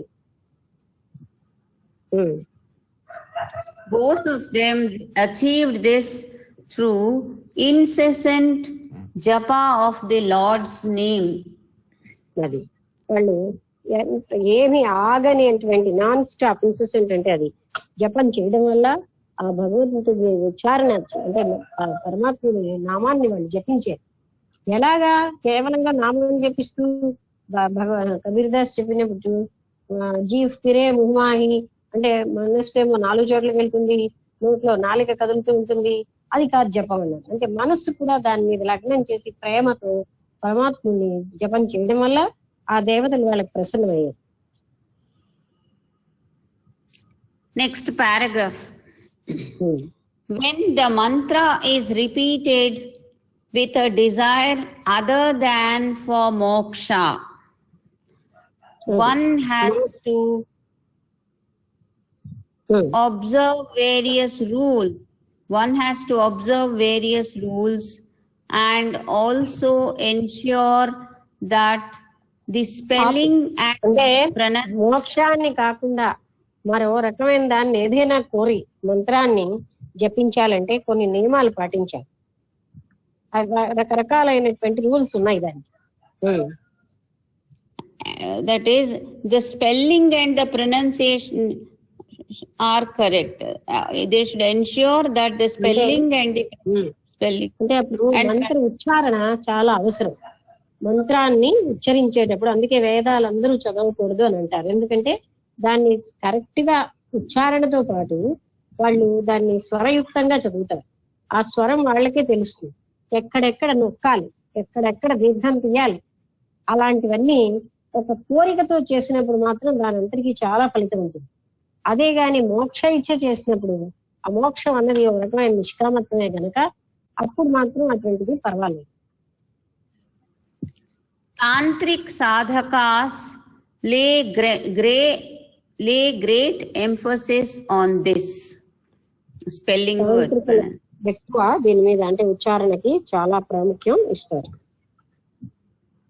Especially when one uses the bija aksharas, it is important that they must be uttered correctly. ఎప్పుడైతే ఒకసారి ఆపు మరి బీజాక్షరాలు ఎక్కడైతే ఉచ్చరిస్తామో వాటిని చాలా చక్కటి విధంగా ఏ రకమైన తప్పు లేకుండా ఉచ్చరించినప్పుడే ఫలితాలు బాగా ఉంటాయి. అంటే మోక్షం తప్ప ఇతర ప్రాపంచిక విషయాలు కోరేటప్పుడు ఈ బీజాక్షరాలను ఉచ్చరించేటప్పుడు చాలా జాగ్రత్తగా ఉండాలి. అంటే కరెక్ట్ ఉచ్చారణ చేయాలి. It is important that they must be uttered correctly. Otherwise, the effect may often be adverse. అలా ఉచ్చరించకపోతే అంటే ఫలితాలు ఆశించి చేసినప్పుడు ఆ ఫలితాలు అప్పుడు వాటి యొక్క ఫలితాలు అంటే అలా చెడ్డగా రాంగ్ గా మనం తప్పుగా ఉచ్చరించడం వల్ల ఫలితాలు చాలా చెడ్డగానే ఉంటాయి. The sadhaka projects one mental image, the wish, and quite another through the mantra wrongly pronounced. తను మనసులో ఒక ఇమేజ్ అంటే ఊహిస్తాడు, కానీ మంత్రం తప్పుగా కానీ అయితే వేరే రకమైనది వస్తుంది, తప్పు ఉచ్చారణ.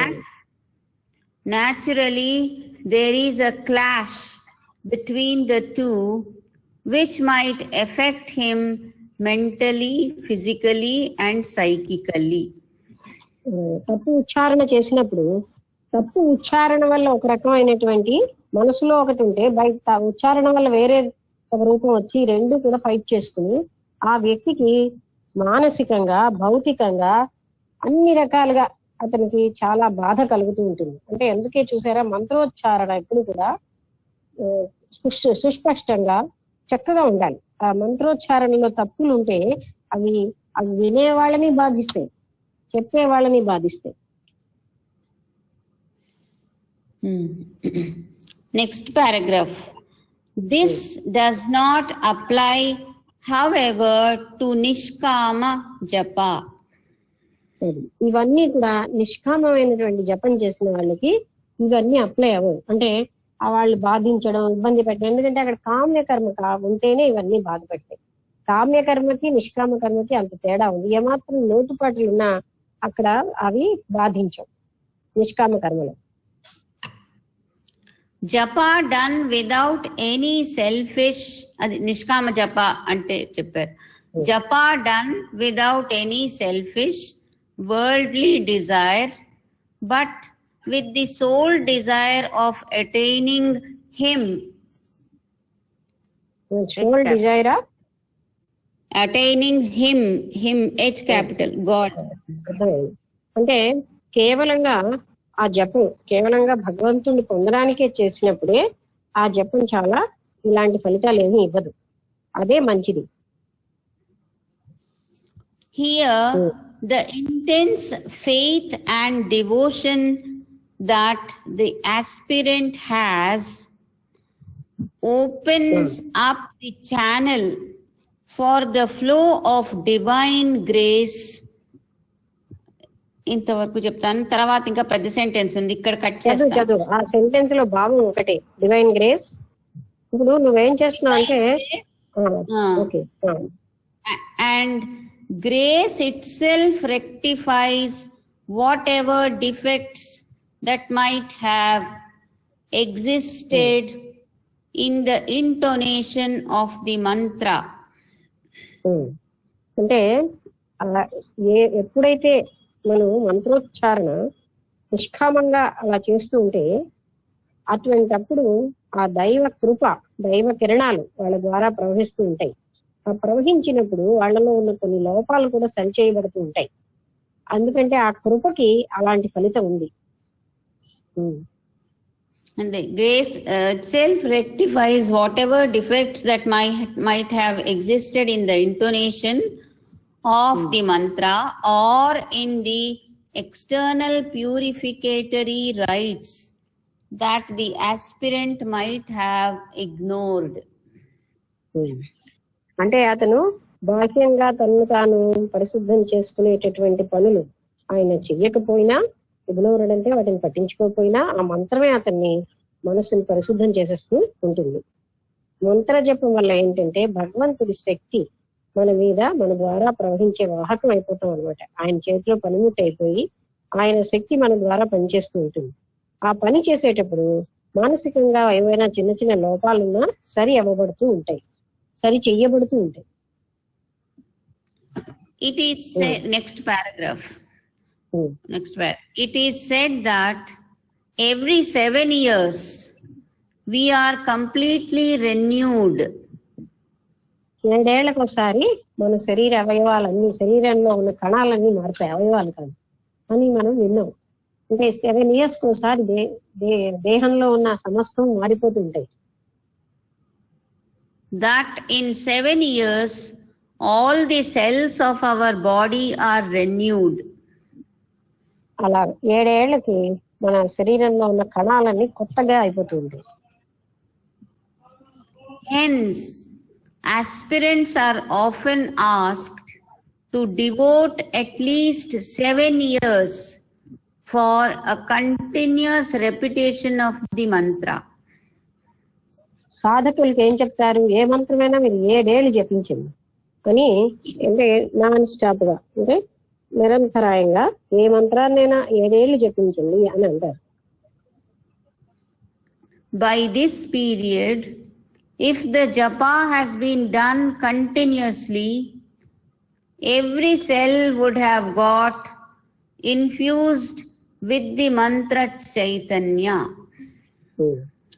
ఇలా 7 ఏళ్ళు కంటిన్యూస్ గా ఒక మంత్రం చేయడం వల్ల ఆ మంత్ర చైతన్యం వల్ల ప్రతి కణం కూడా అది ఉద్దీపన అవుతుంది, అంటే కొత్త శక్తిని పుంజుకుంటుంది.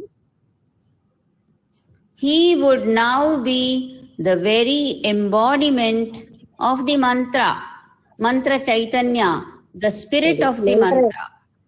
మంత్ర చైతన్యం ఏదైతే ఉందో అది ఆయన అయిపోతాడు. అంటే ఇప్పుడు అందుకే కాళికాదేవిని జపించినప్పుడు కాళికాదేవి లక్షణాలన్నీ వీళ్ళకి వస్తాయి. కాలభైరవుని జపించితే కాలభైరవుడి లక్షణాలు వస్తాయి. అలాగే కృష్ణుడిని జపించిన వాళ్ళకి ఆ కృష్ణతత్వం అంతా వచ్చేస్తుంది. ఎందుకంటే వాళ్ళు నిరంతరాయంగా నాన్ స్టాప్ గా అదే భావనతోటి జపిస్తారు కనుక ఆయా దేవతా లక్షణాలన్నీ వీళ్ళు పొందుతారు. Next paragraph. For doing incessant japa, Gurudev Sivananda has given some effective practices. Sivananda గురువు గారు కొన్ని మంచి ప్రయోజనం, ఫలితాన్ని బాగా వచ్చేటటువంటి ప్రాక్టీసులు చెప్పారు ఈ మంత్ర జపం బాగా చేయడానికి. He says, quotations లో ఉంది, think of God as soon as you get up from bed. పొద్దున లేచి లేవగానే ఆ భగవతత్వాన్ని గుర్తు చేసుకో. And just before going to bed. పడుకునే ముందు కూడా ఒక్కసారి భగవత్ స్మరణ చేసి పడుకో అని చెప్తారు ఆయన. If this is intensified into dhyana before going to bed, then even during the sleep, the remembrance of the mantra will be kept up by the subconscious mind. అది ఆ మంత్రం నుంచి ధ్యానం సంభవిస్తే రాత్రి పడుకునే ముందు అతని సబ్ కాన్షియస్ మైండ్ ఆ మంత్ర జపాన్ని చేస్తూ ఉంటుంది రాత్రి నిద్రలో కూడా. This will require much practice.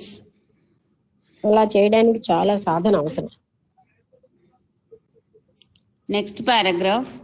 He asks us to close our eyes every hour or so for a few moments and repeat the mantra mentally.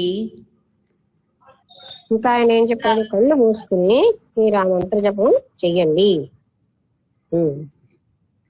Thus renewing the current of japa frequently. అలా చేయడం వల్ల జపం వల్ల వచ్చినటువంటి ఆ శక్తిని మనం తిరిగి తిరిగి పునరుజ్జీవితం చేసుకోగలం. అంటే మళ్ళీ దాన్ని ఎక్కువ ప్రభావితంగా మన మీద ప్రసరించేటట్టు చేసుకోగలం.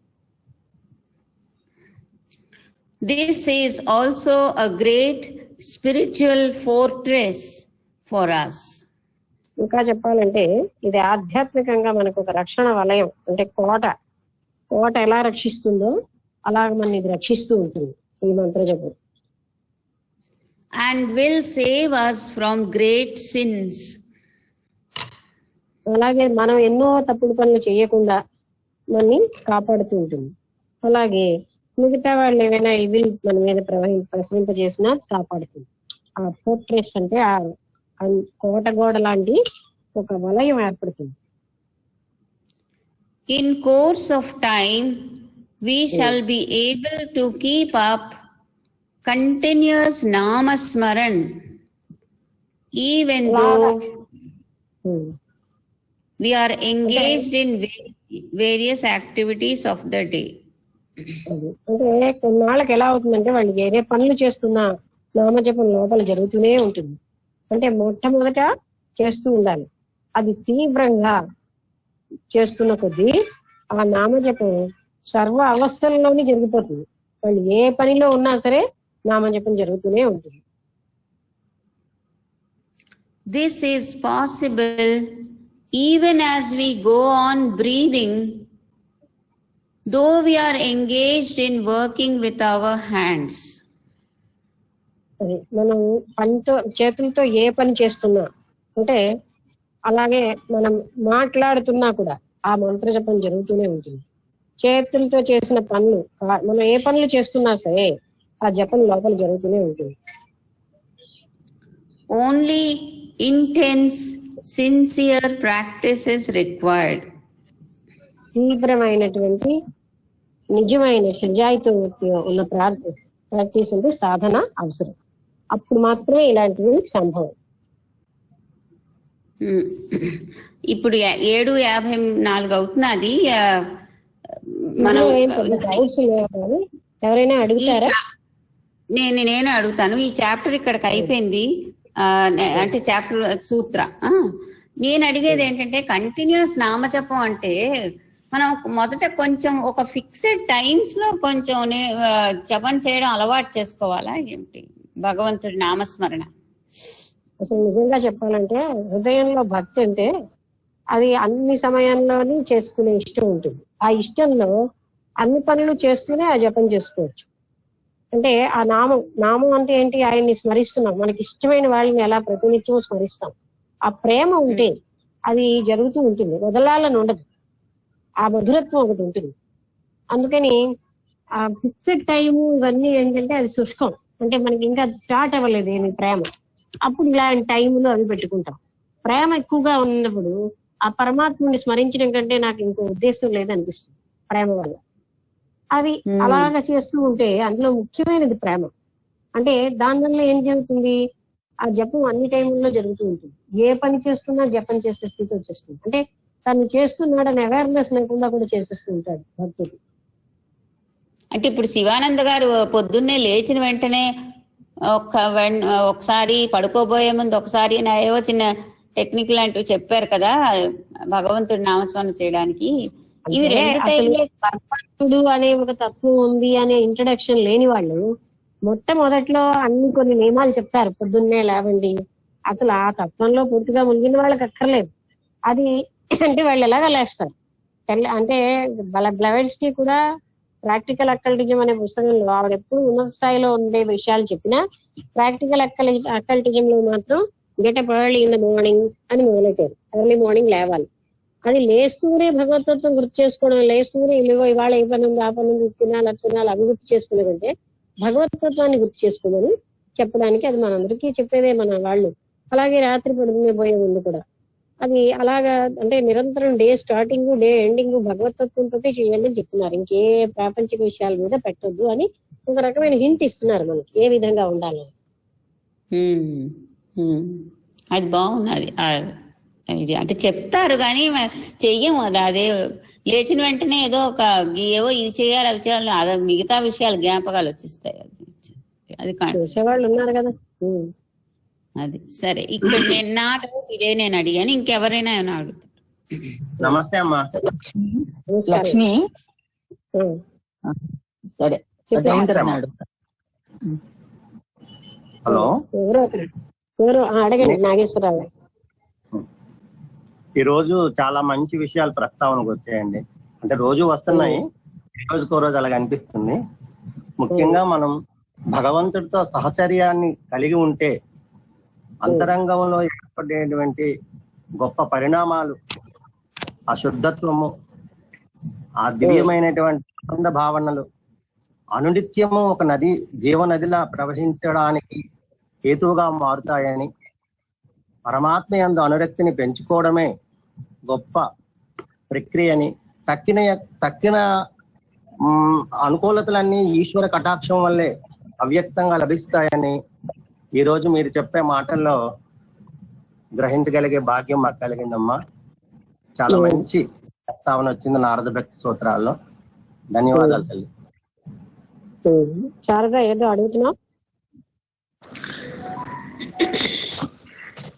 ఇప్పుడు అంటే జ్ఞాన మార్గాన్ని నేను కనెక్ట్ చేయగలవు అని అడుగుతాం అనుకుంటున్నాను. ఇప్పుడు భక్తి చూడు, అడిగిన ప్రశ్నకు సమాధానం చెప్తున్నాను. అంటే అది కాదు. సరే చెప్పు. అదేనా భక్తుడు నామస్మరణ చేస్తూ ఉంటే ఏంటవుతుందంటే మనస్సు లైవ్ అయిపోతుంది. ధ్యానం అంటే ఏమిటిట? ఆ మనస్సు లైవ్ అయిపోయడమే కదా ధ్యానం అంటే. మనసును ఇటు అటు వెళ్తున్న మనసును అటు నుంచి పెట్టి ఇటు నుంచి పెట్టి ఇక్కడ పెట్టు, మళ్ళీ వెళ్ళిపోతుంది, మళ్ళీ పెట్టడం కాకుండా భక్తిలో ఏం జరుగుతుందంటే అప్రయత్నంగా అంత కష్టపడకుండానే మనసు లైవ్ అయిపోతూ ఉంటుంది. అంటే భగవంతుడి మీద ప్రేమతో చేసిన నామజపంలో అది సహజ ధ్యానం జరిగిపోతూనే ఉంటుంది. అంటే కేవలంగా మెకానికల్ గా మనసు నాలుగు వైపులా వెళ్ళిపోయి నుంచి అలా కాదు. అలా కాకుండా పరమాత్ముడి మీద లగ్నంతో ప్రేమ అన్నది అవసరం. అన్నిటికీ ప్రేమ అవసరం. ఆ ప్రేమతో చేసిన నామజపంలో ఆ ఇంద్రియ నిగ్రహము, మనో నిగ్రహము ఒక సామాన్యమైన విధంగా జరిగిపోతాయి. అప్పుడు మరి ధ్యానం పరాకాష్ఠే వస్తుంది. అది ధ్యానమే కాదు. చెప్పు, ఇప్పుడు ఇంకేమి అడుగుతావు? జ్ఞానమే కాదు ఇంకేదో అనబోయా? జ్ఞానమే కాదు అన్నావు అంటే అదే కదా పరాకాష్ఠ స్థితి కూడా వచ్చేస్తుంది. అంటే what ever the final goal వచ్చేస్తుంది. ఎందుకంటే మనస్సు పరిశుద్ధం అయిపోతుంది కదా. పరిశుద్ధ మనస్సే కదా అవసరం. అంటే అక్కడికి అంత రూపం కూడా అతీత స్థాయికి వెళ్ళిపోతాడు భక్తుడు. చెయ్యగా భక్తుడికి నామం కూడా ఆగిపోతుంది ఆ టైంలో. అక్కడ కేవల స్థితి ఉండిపోతుంది, అంత నిశ్చలమైన స్థితి. అక్కడ ఆత్మ సాక్షాత్కారం సంభవం. స్టిల్నెస్ ఆఫ్ ద మైండ్ సామాన్యంగా పొందడం అంత ఈజీ కాదు. భక్తిలో సులువుగా పొందొచ్చు. ఇప్పుడు స్టిల్నెస్ ఆఫ్ ద మైండ్ రావడము అన్నది అయినా ఆత్మస్థితి పొందడం కూడా రెండు ఒకటేనా? అంటే ప్యూరిఫికేషన్ ఆల్రెడీ జరుగుతోంది ఇందులో. స్టిల్నెస్ వచ్చేసింది. అప్పుడు ఏంటవుతుందంటే కేవలం ఆత్మతత్వమే ఉంటుంది.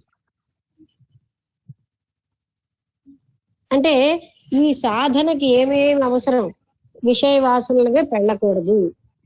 అటువంటి భక్తుడి మనస్సు భగవంతుడి మీద ఉన్న ప్రేమ వల్ల ఆయనకి విషయ వాసనలు ఏమి తుచ్చంగా కనిపిస్తాయి, అందులో సారహీనంగా కనబడతాయి.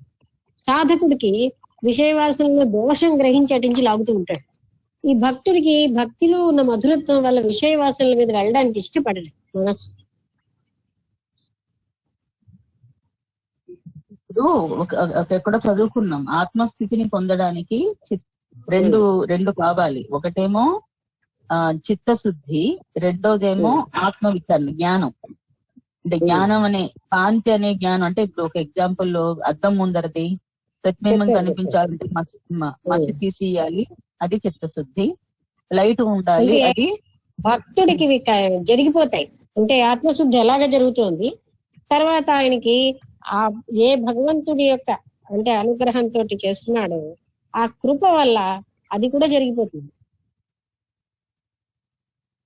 అంటే మనం ఇంత రకంగా వివరణాత్మకంగా చెప్పినదంతా ఆ సిన్సియర్ భక్తిలో సహజంగా జరిగిపోతుంది. పరమాత్ముడు పరిమితం కాడనేటటువంటి విషయం అంతర్గతంగా గ్రహింపులోకి వస్తుంది. కండిషన్డ్ కాదు, ఈయన రూపానికి అతీతుడు అనేది కూడా ఇంటర్నల్ గా రివీల్ అయిపోతుంది. ఆ జ్ఞానం రివీల్ అవుతూ ఉంటుంది భక్తుడికి, సిన్సియర్ భక్తుడు. ఈ జగత్ అంతా మిథ్య అన్న విషయం కూడా రివీల్ అవుతుందా? రివీల్ అయిపోతుంది. అసలు టోటల్ గా చివరికి వెళ్లకుండానే రివీల్ అయిపోతుంది. అంటే ఆయనకి ఆ భక్తిలో ఉన్న మధురత్వంలో జగత్తు ఏమీ కాదనే సంగతి ఆయనకి వచ్చేస్తుంది.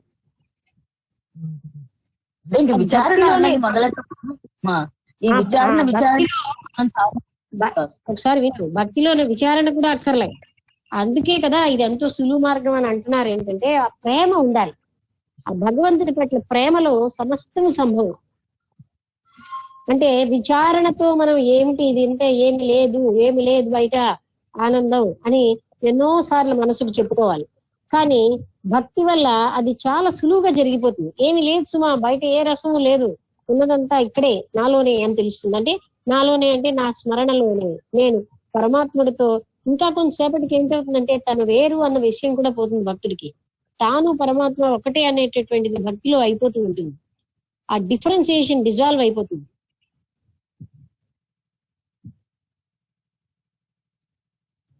అయితే సింపుల్ గా ఆత్మవిచారణ అవన్నీ వదిలేసేసి భక్తిలోకి వచ్చేయడం బెస్ట్. కానీ ఒకటి ఏంటంటే చాలా పరమాత్ముడి మీద అది అలాంటి వాళ్ళ జీవితం కూడా అందరికీ ప్రేమతో నిండి ఉంటారు.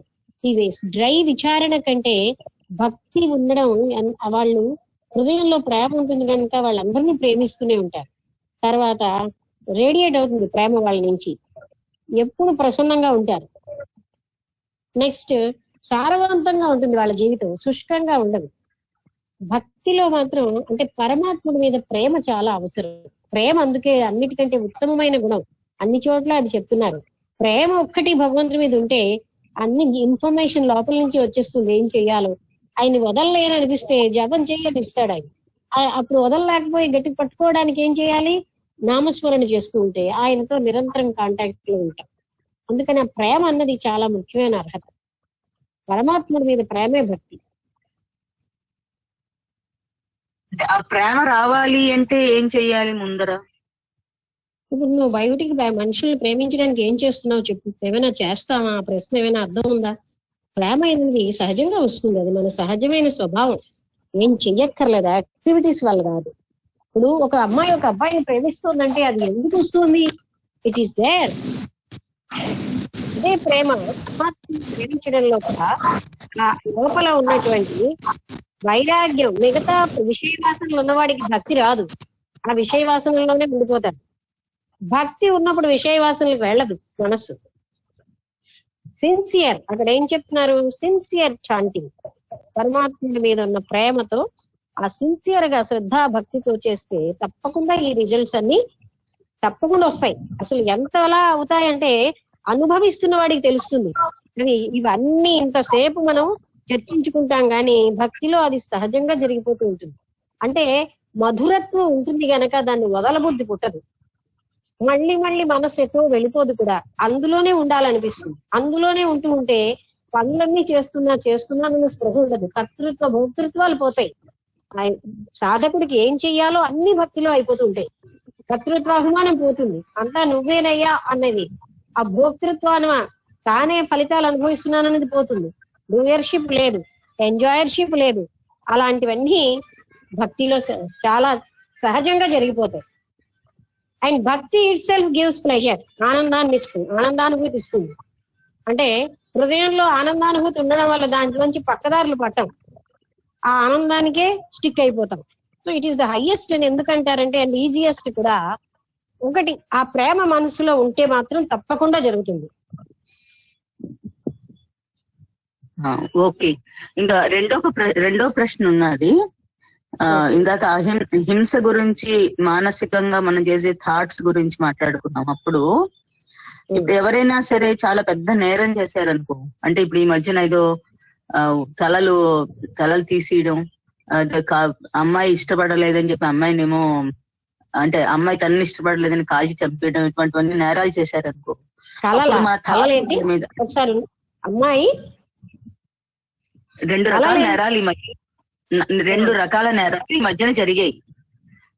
ఫ్రాన్స్ లో ఒక టీచరు ఏదో మహమ్మద్ మీద క్యారికేచర్ ఏదో చూపించింది క్లాసులో అని చెప్పి ఆమెని తల తీసేశారు.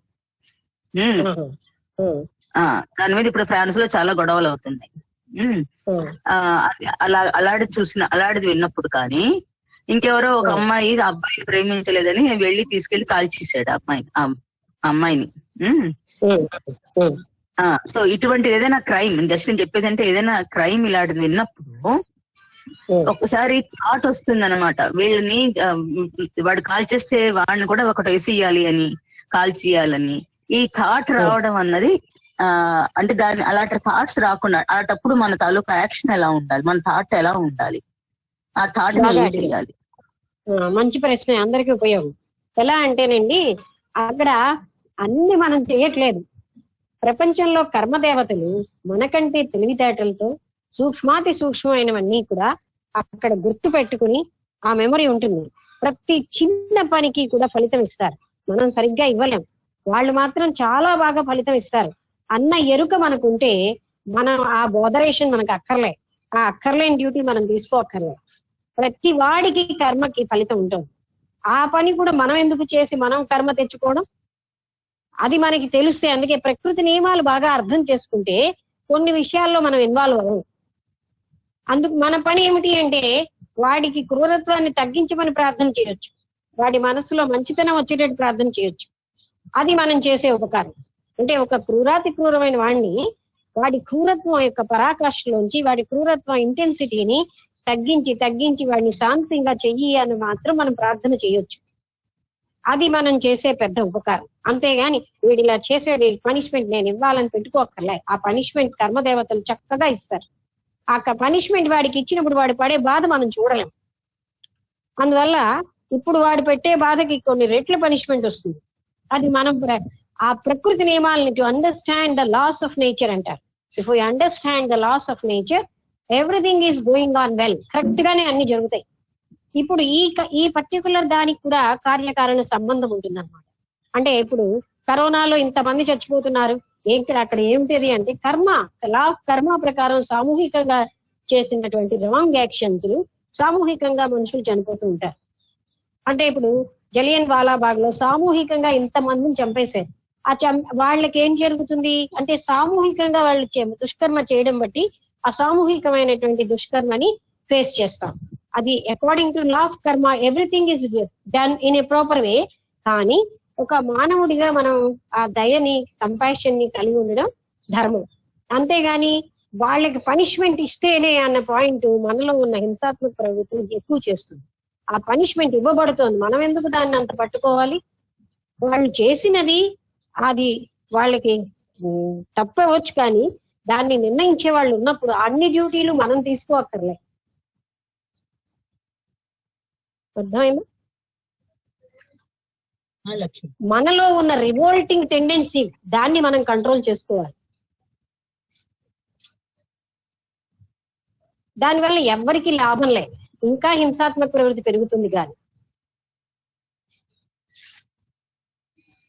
మనకంటే అద్భుతంగా కర్మదేవతలు చక్కటి రిజల్ట్ ఇస్తారు.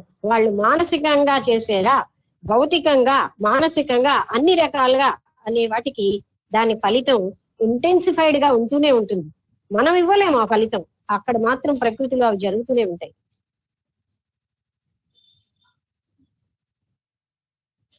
అందుకే జ్ఞానులు ఏం చేస్తారు, దాన్ని తిట్టిన వాడిని కూడా వాళ్ళు వదిలేస్తారు.